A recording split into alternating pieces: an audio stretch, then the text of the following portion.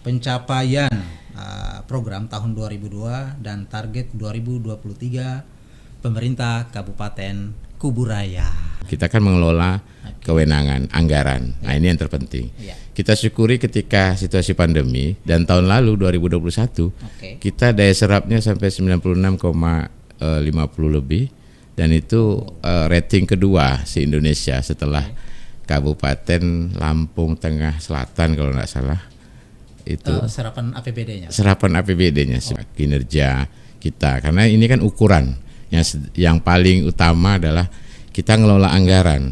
Jadi kalau kita ngelola anggaran itu, kalau serapannya itu rendah, berarti kita ada manajemen rencanaan yang tidak tepat dan kurang tepat, banyak silpa lah istilahnya, banyak sisa lebih anggaran. Berarti ini kan sebenarnya kan harus cepat dihabiskan karena menyangkut program masyarakat, sehingga serapannya itu juga cukup cepat, baik infrastruktur maupun sektor pendidikan, kesehatan, pertanian dan perikanan, perkebunan, dan juga semua program-program pelayanan yang lainnya yang memang tetap berjalan dan bergerak dengan baik. Strategi ini kan sifatnya adalah bahwa kita mengutamakan outcome, dampak, hasil, bukan sekedar hanya menjalankan, melepaskan kewajiban. Yang penting kita sudah lakukan cair, tapi apa esensi, apa dampak, dan ini harus terukur. Nah, ini 2022 sama hampir dengan 2021 sampai tanggal hari ini tercatat sampai tanggal 28 Desember kemarin. Mungkin hari ini sudah bergeser lagi. Nah, kita kelola, kita rancang, kita rencanakan, kita eksekusi. Nah, 1,675 ini realisasinya 1,564, artinya sudah 93,39%. Nah, kalau kita lihat trennya hari ini dan besok, mungkin ini sudah bisa sampai 96 kembali. Ini kan memang kebutuhan yang sangat-sangat dirasakan, karena ketika bicara jalan, jembatan itu kan ya kita juga, saya sering bilang masyarakat, kita berusaha, memang tidak bisa disulap. Saya juga kalau bisa mimpi besok besok ini udah bagus semua, mulus semua, tapi itu kan mimpi kita, keinginan, tapi kita juga paham dan kita berusaha terus untuk bagaimana yang penting berkeadilan, tidak banyak kesenjangan, dan memang betul-betul ada keterdesakan. Artinya gini, kadang-kadang kan semuanya juga pasti teriak, tapi semua harus paham ada jalan poros kabupaten yang itu konektivitas antar kecamatan, penghubungan antar kecamatan. Ada juga jalan kabupaten yang konektivitasnya antar desa. Nah, otomatis kalau ada dua benturan begini, ya tentu yang diutamakan antar kecamatan. Kalau sudah antar kecamatan itu kan berarti jauh lebih luas dan lebih besar yang menggunakan. Dan juga harus kita lihat dari bobot jalan itu. Bobot jalan itu yang lewat itu berapa, dan kendaraan-kendaraan berat, artinya truk dan sebagainya, mobil. Nah, ini kan beda. Jadi beban juga mempengaruhi. Nah, kita dalam bekerja, dalam merencanakan, melihat hal yang seperti ini, jadi betul-betul proporsional. Jadi merata itu kan bukan berarti sama, tapi bagaimana semua, yang penting begini, kalau prinsip kita, semua itu yang penting tetap ada, hadir untuk adanya pembangunan di setiap, minimal tiap dusun, tiap desa itu, tiap dusun itu kita selalu berusaha untuk masukkan, terutama jalan-jalan poros memang lebih diutamakan dari jalan lingkungan. Kenapa? Kalau jalan poros itu kan jelas antar desa, antar kecamatan. Jadi semua orang juga yang di desanya menggunakan jalan ini. Nah, jadi kalau jalan lingkungan tentu kita sesuaikan, dan itu tetap kita bangun, tapi berkeadilan dan bertahap. Tantangannya apa, Bupati, soal biaya? Ini kan membangun infrastruktur jalan ini. Kalau soal biaya, makanya sering saya bilang, saya jelaskan. Saya dari awal, ya dulu kebijakan pertama, kita ngambil kebijakan itu kita keberpihakan lah ya. Artinya gini, kita tuh sadar bahwa anggaran dana itu dimanapun daerah, di seluruh daerah di Indonesia ini saya kira sama masalahnya. Kalau bicara anggaran tidak pernah cukup lah. Keinginan itu semua, tapi kita tentu bisa ambil langkah bijak dan cara yang strategi. Apa itu? Yaitu kebijakan yang memilih dan memilah. Ini artinya begini, kita kan pasti ada kebutuhan untuk pembangunan yang sifatnya untuk fasilitas pemerintah, termasuk rumah jabatan. Nah, rumah jabatan mungkin sampai hari ini, ya saya nggak tahu ya, tapi kata teman-teman saya, ya yang nggak ada rumah jabatan itu hanya di Kuburaya kan. Nah, itu pilihan bahwa kita tidak membangun rumah jabatan bupati, wakil, sekda, ketua DPRD.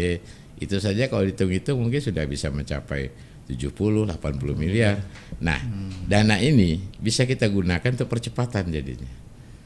Jadi kalau infrastruktur kita sampai bisa 42%, itu karena itu mandatory spendingnya 25%. Nah, jadi kita ngalah lah kalau bahasa anunya, ngalah dengan karena ini, Pak, ya. Pemahaman kita bukan sok-sok nggak mau, bukan pencitraan, tapi memang kita gini, ada satu kesadaran kita, ada satu pemahaman bahwa ya kalau rumah jabatan kan ya artinya penting, tapi juga lebih penting juga bagaimana kita kan mengurus masyarakat ini kan utamakan dulu hal-hal yang menyangkut hajat hidup masyarakat ini, karena rumah kan tidak mempengaruhi angka pengangguran. Rumah jabatan itu juga dibangun karena tidak mempengaruhi masalah putus sekolah, masalah stunting, masalah sarapan hidup, masalah pengangguran, masalah ekonomi masyarakat. Saya kira kan tidak ada pengaruh, tidak ada hubungannya lah dengan kesejahteraan masyarakat. Nah, termasuk kantor, sampai hari ini masih ada 5 kantor yang belum kita bangun. Dinas Sosial, Dinas Naketran, Dinas Kominfo, Kesbangpol, ya. Nah, jadi kemarin sebenarnya mau dibangun Naketran sama sosial, tapi kita batalkan lagi. Saya bilang sama dinasnya udahlah ngalah dulu ya, kontrak enggak apa-apa lah, karena zaman saat ini kan kita kerja juga banyak era digital. Artinya digitalisasi kita kerja kan bukan tergantung kantornya di mana, tapi bagaimana pergerakan daripada OPD dan apa yang kita kerjakan itu dari sisi kebijakan benar-benar justru sampai dan tepat ke masyarakat. Itu yang lebih penting. Jadi akhirnya dua dinas itu ngalah dengan beberapa ruas jalan yang harus kita kejar. Jadi di barter akhirnya, jadi dikerjakan ruas jalan. Seperti kemarin misalnya Jalan Punggur Serdam, itu kan hampir 5 miliar yang selesai kemarin ini. Itu kemarin sebetulnya belum bisa masuk, tapi karena dana ini kan nggak cukup kan, akhirnya ngalah lah dinas. Ini udahlah nggak jadi bangunlah jalan itu. Nah, sama dengan beberapa ruas jalan kabupaten juga di Batu Ampar, di Kubu, Jalan Jangkang itu. Karena itu penting, menyangkut luar biasa sekali masyarakat. Nah, masyarakat tahu karena kita belikan pemahaman. Batalkanlah dinas sosial juga bangun, kalau tidak salah kantor sekitar 6 miliar. Kita batalkan, kita bangun Jalan Jangkang, Jalan Lijuruju, jadi artinya penambahan, karena kalau tidak cukup ini. Karena memang banyak sekali. Jadi hal ini juga yang tadi saya cerita rumah jabatan itu tidak ada. Ini kan dananya kan akhirnya bisa dipakai berputar terus tiap tahun untuk BPJS, PBI daerah, untuk program-program kesehatan yang tidak berbiaya di puskesmas. Nah, ini juga strategi yang artinya kita hal-hal yang menyangkut yang tidak berpengaruh langsung dan tidak berdampak korelasi langsung dengan peningkatan kualitas hidup masyarakat itu kita kalahkan dulu lah. Bahkan mohon maaf, teman-teman Dewan juga pasti tahu dengar. Sampai hari ini kan ngontrak masih kantor DPRD Kuburaya. Wah, ini luar biasa.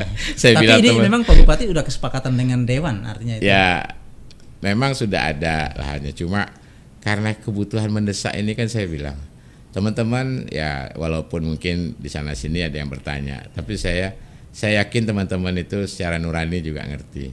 Karena kita sampaikan ya ngalah dulu masyarakat, karena memang kebutuhan masyarakat ini kan, apalagi ya sebagai wakil rakyat saya yakin teman-teman juga memahami, karena mereka juga kan sering turun ke lapangan, tahu apa yang diresahkan, apa curhat masyarakat. Jadi saya kira kita ini harus memberikan contoh juga bahwa kita ngalah gitu kan.